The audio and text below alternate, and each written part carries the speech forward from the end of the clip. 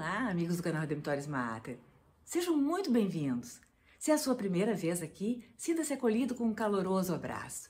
É muito bom estar com vocês todos. Convidamos a conhecerem as playlists do canal, pois todas as postagens são feitas com muito cuidado para os nossos visitantes e membros. E não se esqueçam de se inscrever e de clicar o seu joinha. Isso colaborará muito com o nosso canal e fará com que mais pessoas possam ser alcançadas por aqueles conteúdos que nós aqui divulgamos. Hoje, queremos olhar para o Salmo 21. Rezando-o, Jesus exclama em hebraico: Eloi, Eloi, lama sabachthani. Meu Deus, por que me abandonaste? O trecho do Salmo é o seguinte: Desde a hora sexta até a hora nona, houve trevas por toda a terra. E à hora nona, Jesus bradou em alta voz: Eloi, Eloi, lama sabachthani. Que quer dizer: meu Deus, por que me abandonaste? Ouvindo isso, alguns dos circunstantes diziam: ele chama por Elias. Um deles correu e ensopou uma esponja em vinagre e, pondo-a na ponta de uma vara, deu-lhe para beber, dizendo: deixai, vejamos se Elias vem tirá-lo. Jesus deu um grande brado e expirou. A pergunta que muitos se fazem é a seguinte: se Jesus é Deus, como podia dizer que Deus o abandonara na sua agonia final? Já houve estudiosos que afirmaram ter Jesus terminado a sua vida no desespero, como Albert Schweitzer e Rudolf Bultmann. Isso está completamente errado. Qualquer judeu do primeiro século saberia que essas palavras não eram um grito espontâneo de abandono, porém, a citação deliberada da Escritura por Jesus.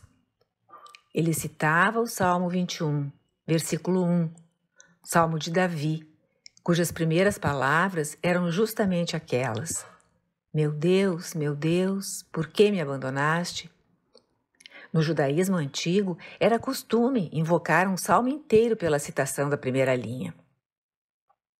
Como se faz hoje nos meios católicos, por exemplo, nas encíclicas papais, costumeiramente denominadas pelo uso da primeira linha em latim.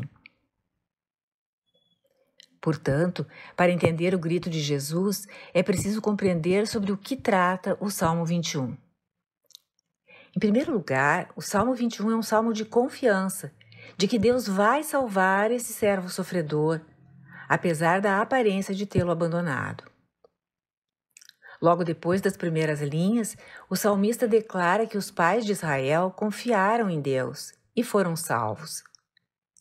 O versículo 5 diz: nossos pais puseram a sua confiança em vós, esperaram em vós e os livrastes.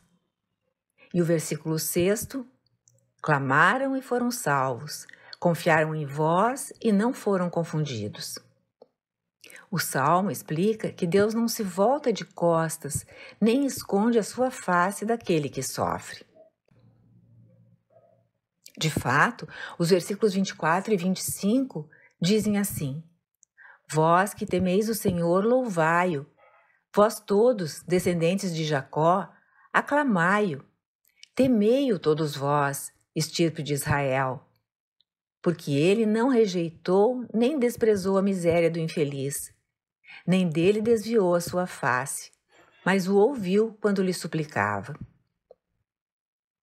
Se escutamos essas palavras, tendo como pano de fundo a morte de Jesus, esses versos provam que ele não morreu pensando que Deus se afastara dele, e sim que Jesus está encarando o seu sofrimento e morte como um cumprimento, como a realização das profecias antigas da Escritura. Embora possa parecer que ele foi abandonado, no fim sabemos que Deus o ouve e o salva, ressuscitando-o. Em segundo lugar, esse salmo é atribuído ao rei Davi, e alguns dos seus aspectos nunca aconteceram a Davi. Ao contrário, partes do salmo foram vistas pelos judeus antigos como profecias do Messias, e é fácil entender por que Jesus utilizou esse salmo. Porque o salmista descrevia uma experiência de ser executado no que aparentemente era uma crucifixão. A leitura dos versículos 16 a 19 mostra isso. Minha garganta está seca qual barro cozido. Pega-se no paladar a minha língua. Vós me reduzistes ao pó da morte. Sim, rodeia-me uma malta de cães. Cerca-me um bando de malfeitores. Traspassaram minhas mãos e meus pés. Poderia contar todos os meus ossos. Eles me olham e me observam com alegria. Repartem entre si as minhas vestes e lançam sorte sobre a minha túnica. Essas linhas do Salmo descrevem a perseguição e a execução do salmista sofredor. No entanto, nada disso aconteceu a Davi. Jesus identifica os sofrimentos descritos no Salmo com a sua própria paixão e morte na cruz. Finalmente, e talvez o que seja mais significativo de tudo, é que, embora o Salmo 21 comece com a experiência de Davi de se sentir abandonado por Deus, termina com a conversão dos povos não judeus e a vinda do reino de Deus. É assim que o Salmo termina. De vós procede o meu louvor na grande assembleia, cumprirei meus votos na presença dos que vos temem. Os pobres comerão e serão saciados, louvarão o Senhor aqueles que o procuram. Vivam para sempre os nossos corações. Hão de se lembrar do Senhor e a Ele se converter todos os povos da terra, e diante dele se prostrarão todas as famílias das nações. Porque a realeza pertence ao Senhor, e Ele impera sobre as nações.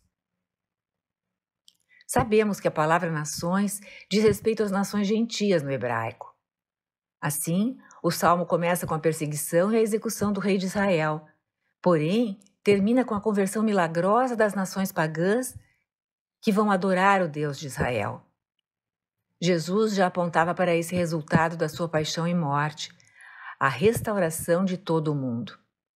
Então, ele não estava clamando ter sido abandonado pelo Deus do qual declarou que era filho, e sim revelando que a sua morte era parte do plano divino. Era o evento que iria levar à conversão de todas as famílias das nações ao Deus único, verdadeiro, o Deus de Israel, seu Pai. E isso é exatamente o que acontece aos pés da cruz, quando o centurião romano vê o que acontece com Jesus e grita: esse homem era verdadeiramente o Filho de Deus. Está em Marcos 15, versículo 39. Nesse momento, as profecias começaram a ser cumpridas. O grito de Jesus é a evidência de que ele compreendeu a sua morte como a realização das profecias bíblicas sobre a conversão dos povos gentios, exatamente como temos hoje. O Senhor esteja convosco, Ele está no meio de nós.